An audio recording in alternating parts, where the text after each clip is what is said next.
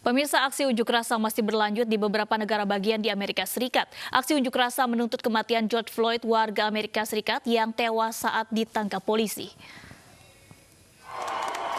Di Boston, ratusan warga turun ke jalan dengan membawa poster bertuliskan "Tidak ada keadilan berarti tidak ada keamanan" dan juga "Satu nyawa sangat berarti". Polisi masih berjaga selama 24 jam meski tidak ada aksi kekerasan atau penjarahan di Boston.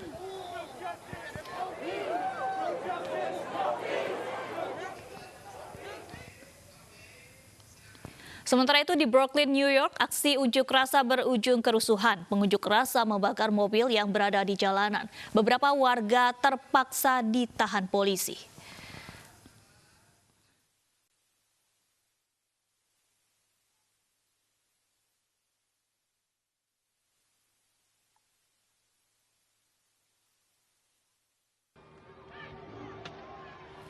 Ya, aksi unjuk rasa yang berlangsung selama beberapa hari ini telah menjatuhkan korban dan merusak mobil petugas. Kepolisian kota New York pun hingga Minggu waktu setempat sudah menahan 345 orang, 33 petugas pengaman terluka, dan 27 mobil polisi dirusak dan dibakar massa.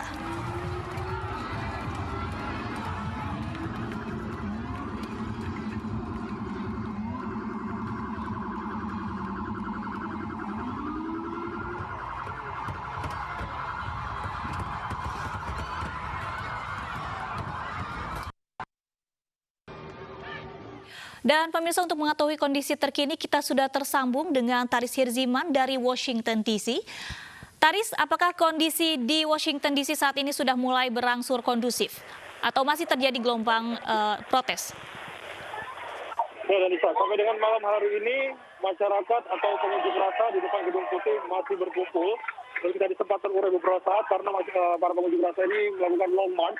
Apabila Anda melihat di sisi kanan saya ini, masyarakat pengunjuk rasa ini sudah mulai datang lagi membawa perlengkapan mereka dan menyuarakan protes mereka atas kematian George Floyd, seorang warga Minneapolis, Minnesota yang meninggal akibat penindakan petugas kepolisian di sana.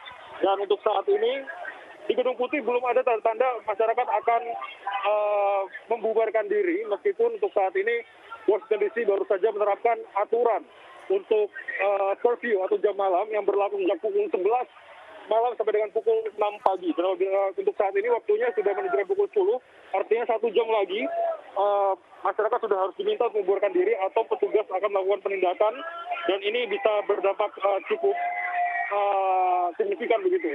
Dan untuk saat ini berbagai aksi dilakukan oleh masyarakat dan beberapa kali sempat ada upaya provokasi yang dilakukan dari sejumlah pihak yang dari sisi pengunjuk rasa yang mengakibatkan aparat pun harus bertindak. Untuk saat ini petugas yang berjaga di sekitar Gedung Putih terdiri dari gabungan kepolisian Secret Service atau pengamanan presiden. Tentu juga ada petugas dari kepolisian kota DC dan juga Park Police dan juga Garda Nasional sudah diturunkan dari satuannya. Dan bila Anda melihat di sini, dan ada yang menarik, ada yang mencoba untuk melakukan beberapa aksi-aksi seperti itu, dan ini memang sudah berlangsung sejak sekitar pukul 3 sore waktu setempat. Dan apabila kita merujuk pada kondisi atau keadaan yang ada di Washington DC ini, hanya diperbolehkan sampai pukul 11 malam tadi, karena untuk jam malam atau curfew baru diperbolehkan atau baru diberlakukan pada hari ini saja. Baik, Taris, kalau kita saksikan bersama bahwa di sana cukup banyak massa yang masih berkerumun dan tampaknya juga beberapa warga nekat untuk melakukan provokasi di situ. Apa tindakan dari petugas untuk menghalau ataupun mengatasi kerumunan massa yang ada di sana? Ya, untuk saat ini kami melihat petugas atau aparat keamanan mencoba untuk menjaga beberapa titik dan melakukan pengalihan arus lalu lintas di sekitar areal Gedung Putih. Namun untuk saat ini dari pantauan kami, kepolisian berada di sisi kanan saya yang terletak tepat di depan Gedung Putih. Itu mereka semua berjaga hanya untuk membuat jarak antara Gedung Putih dengan kerumunan massa. Ini adalah tempat taman yang disebut sebagai Lafayette Square, yang mana Lafayette Square ini merupakan terletak tepat di depan persis dari Gedung Putih. Dan untuk saat ini masa dijaga hanya sampai di depan pintu masuk Lafayette Square. Sementara untuk mendekati Gedung Putih sudah diperbolehkan, tapi apabila kita melihat 3 hari sebelumnya, atau pada saat hari pertama terjadi unjuk rasa di Washington DC, ini sempat terjadi bentrok antara petugas Secret Service dengan pengunjuk rasa yang ada di sini. Karena semua unjuk rasa protes ini dimulai sekitar 1 minggu yang lalu di kota Minneapolis, Minnesota. Dan kemudian beberapa titik juga sempat terjadi kerusuhan begitu dari semua unjuk rasa yang berlangsung damai. Dan di Washington DC, dari informasi kami terima, selama 3 hari terakhir ini juga ada beberapa aksi unjuk rasa yang berlangsung damai, kemudian berujung pada perusakan beberapa lokasi. Tadi kami sempat memantau, dan untuk saat ini sudah ada pasukan keamanan disiagakan lebih banyak dan memastikan jalannya unjuk rasa ini dapat berlangsung kondusif. Namun kami masih akan melihat perkembangannya lagi, mengingat baru saja Washington DC hari ini menerapkan curfew atau jam malam, sehingga ini mungkin akan jadi perubahan baru dalam aksi unjuk rasa yang dilakukan. Sejauh ini mereka masih menyuarakan aspirasinya untuk memastikan atau menyuarakan kekecewaan mereka, mengingat kematian George Floyd ini dilakukan oleh salah satu anggota kepolisian, dan ini dianggap sebagai bentuk diskriminasi rasial. Meskipun begitu, 4 polisi yang menindak George Floyd ini sudah dipecat dan kemudian menjalani proses hukum. Namun mereka semua menganggap sebagian besar di sini bahwa hukuman yang diberikan, yaitu pasal terkait pembunuhan dan juga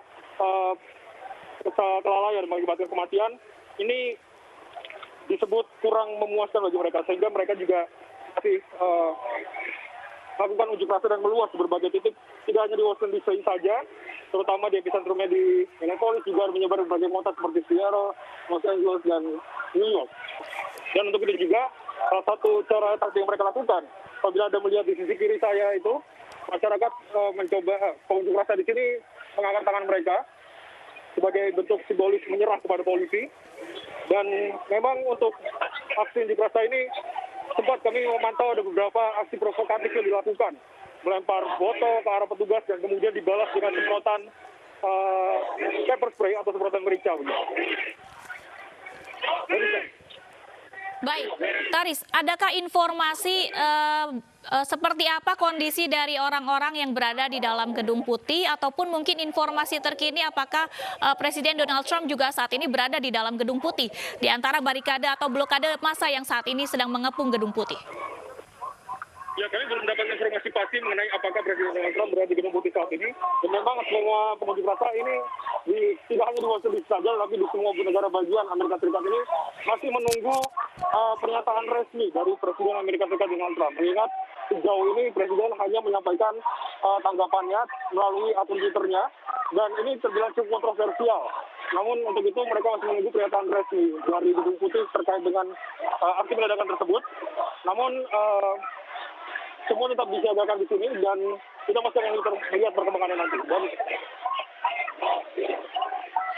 Terima kasih Taris Hirziman melaporkan situasi terkini dari Washington DC, tepatnya di depan Gedung Putih. Kita akan kembali mengupdate situasi terkini di segmen selanjutnya. Taris, terima kasih.